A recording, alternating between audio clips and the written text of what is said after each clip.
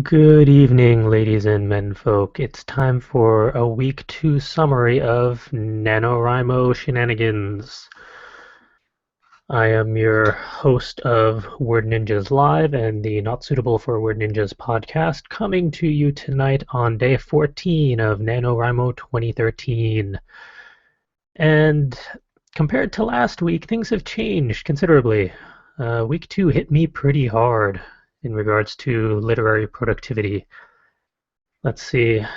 Looking at my profile, I am currently sitting at 22,475 words, which, if you listen to last week's broadcast, gives you the impression that I am behind.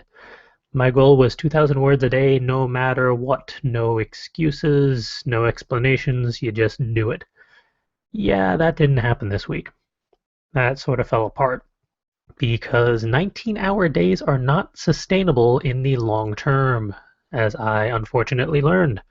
My body just can't take it, which is unfortunate because I fell behind on NaNo as I started trying to balance other obligations that were piling up and various deadlines for full coverage writers that I owe some people stuff for, as well as my day job. Things were piling up there and slowly getting behind, so I had to reshuffle my priorities, as it were, and NaNo has suffered because of it. But to be fair, I'm not that far behind at the moment in the overall scheme of things. I mean, I forget the actual quota for today on average. 1,667 times 14. I'm sure you math majors can do that off the top of your head, no problem. But for English majors, I'm going to cheat and use a calculator. All right, 23,338. Okay, so I'm not that far behind, all things considered, but I am not going to be writing tonight, or at least not probably enough that I can catch up. So I'm going to have to try and make a concentrated effort this weekend to recoup my losses, as it were. And it was purely a situation this week of real life really fought back this week. I couldn't push things off. I couldn't delay. I couldn't ignore. It is what it is. So a lot of the real stuff has gotten out of the way for the moment. So now I can focus this weekend on catching up and hopefully getting ahead again. I mean, I'd like to get back to my 2,000 word a day average, and Saturday I think will be the day where I can catch up on things because we have our 5-hour write-a-thon fundraiser at the local library. So hopefully I will have time to actually write words rather than just run the event. We'll see. And even though I'm taking tomorrow off,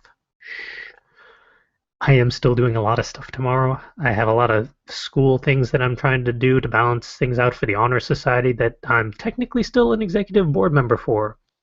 I've missed a lot of meetings for that, but I'm trying to make it up by actually going to some of the events that we're hosting, so hopefully things will balance out a little bit. But, I mean, that's more time out of my day where I could be writing, and yet I'm not. That and ridiculous health issues where my eye wants to implode because I'm using it and straining too much because my prescription is worse for one eye compared to the other, to the point where I actually had to get a new set. I had to actually bring my set of glasses to the optometrist, get my prescription updated, but I don't get that new set for another week or so. So in the meantime, I'm stuck with my second backup set, which isn't ideal, and real life problems. It is what it is. But I mean, I still have the passion for my novel from last week. That hasn't really changed that much. It's just I'm now getting into the nitty gritty of the plot where the characters are trying to grow extra dimensions to themselves, so they're not just flat, stale characters. They actually have some meat on their bones. And that's hard, considering each one is their own unique personality, and I want to do each one justice. But they have certain character traits that I'm not that familiar with personally. I mean, one of them is bipolar, one of them has anger management issues, One of them is schizophrenic. One of them, uh, he's just narcissistic to a certain degree. I haven't really pinned down him that much. I mean, I have a genderless character still in the background causing all sorts of complications. So, I mean, some of the voices I've gotten figured out, and I know kind of what I want to do, and then I have an idea of where I want them to be by the end of the story, but it's anyone's guess as to what happens in between. I mean, hopefully my muse knows or my characters know, and they're going to tell me somewhere along the way, or I'm just going to keep tossing situations and stuff at them until something happens. Yeah, when all else fails, keep tossing things at your characters until plot happens. That's half the fun of NaNo, just messing with your characters until plot happens. Chances are a lot of stuff that I'm going to be writing this weekend is going to be fluff and pulled out in the initial editing process, but I'm hoping that there are going to be some good nuggets of plot in there that I can utilize and expand upon later.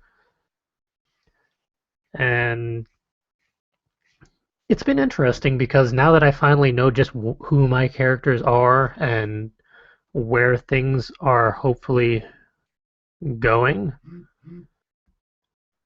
and people should not message me during a live chat. It distracts me. It's been interesting because now I know where my characters are. I know what I want to do with them. It's just figuring out which one do I want to focus on for this chapter. Okay, this is their voice, so now I got to get in that mindset and then see where it flows from there. And it's hard to get back into that mindset of, okay, now I'm dealing with the bipolar one, so her characteristics and quirks are different from the narcissist, who is very different from the schizophrenic. That one kind of scares me a little bit. Then again, he is the villain, so I think that means he's doing his job properly. Uh, so yeah, it's been an interesting time, all things considered. And unfortunately, my various co-hosts were unavailable tonight to join me, so we don't have any other progress reports or status updates from anyone else to help balance out this quick little vlog.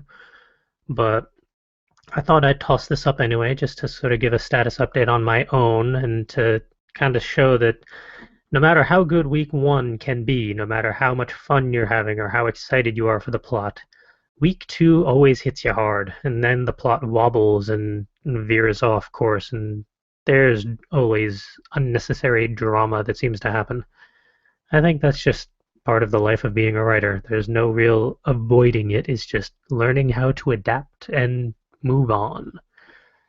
So yeah, hopefully week three will be the turnaround point where I get my second wind and things turn around, and by next Thursday I can say, hey, I caught up, everything is awesome again, and hopefully everyone else is doing just as well and caught up and having fun.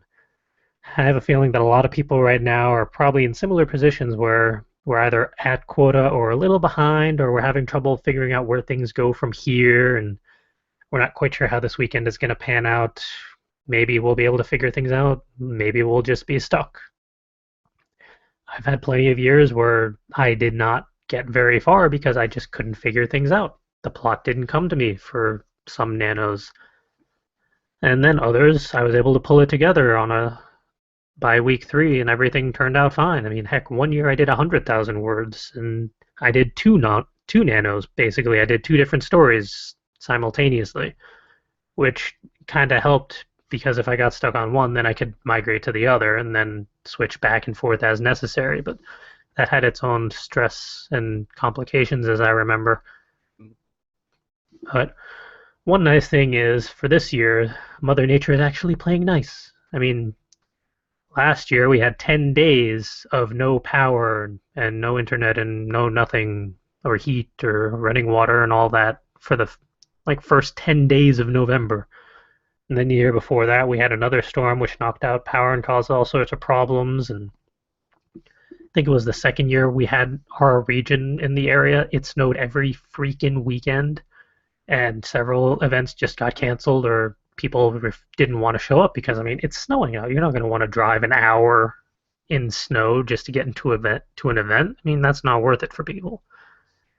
But this year's actually been pretty good for attendance for local events, thankfully. And I'm hoping that this weekend's 5-hour write-a-thon fundraiser will really help people either catch up, get ahead, or just have a lot of fun. We'll see. I think that's going to actually wrap it up for this week's episode. Short and sweet, or short and bittersweet, really.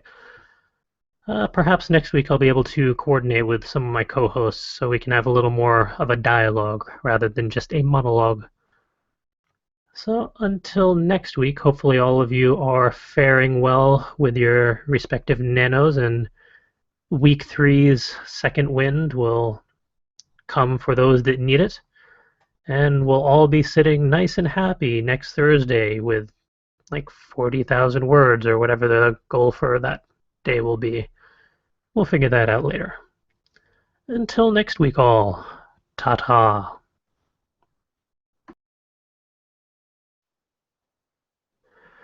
Good evening, ladies and menfolk. It's time for a week 2 summary of NaNoWriMo shenanigans.